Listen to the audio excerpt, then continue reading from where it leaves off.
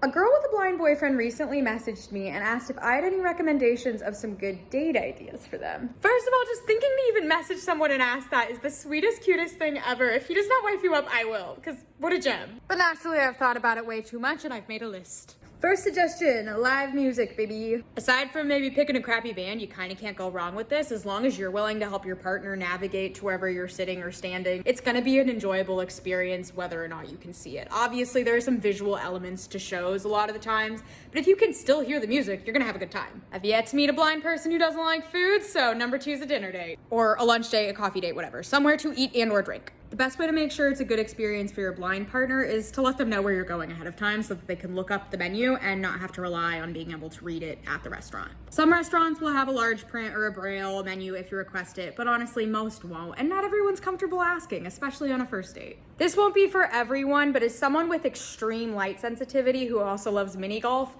indoor mini golf, not outdoor. The exact opposite would apply if your partner has a harder time seeing in lower lighting.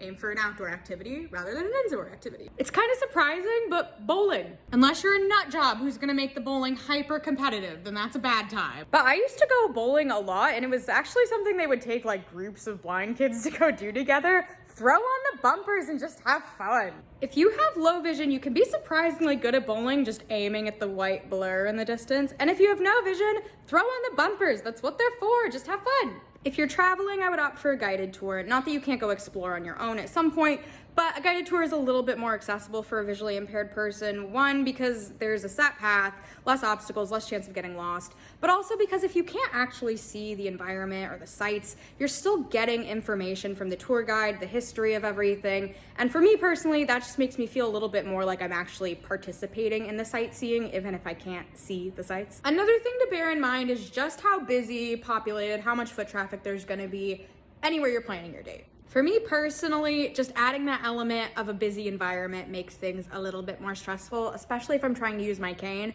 Like, as much as I love going to the farmer's market, it is more stressful worrying about if I'm gonna bump into someone or a stall than if I'm walking around in a less crowded environment. I've never done this as a date, but now I really want to, a yoga class. I love doing yoga as a blind person because a lot of the times I can rely entirely on the verbal cues and not have to look up at the instructor or the video at all. And I would guess that if you aimed for a more beginner level yoga class, it would especially be that way. Again, this might not be for everyone because there's definitely some challenges involved with navigating here, but one of my favorite dates is an amusement park. Obviously, the games and stuff are useless to me, but I don't need any eyeball power to sit my butt on a roller coaster and enjoy the ride. I've also never done this, but think it could be really fun. Pottery class. Honestly, it just sounds like a fun date idea in general, but it does have the added element of being a very tactile experience. And as long as you go into it with a fun attitude that's just like, whatever I come out of here with is what I come out of here with, there's really no pressure to make anything super successful. These are just a few date ideas that I think would be particularly good if you are blind or have a blind partner. Obviously, blind people could go on whatever kind of date they want and do, but let me know if you would like some more. Bye.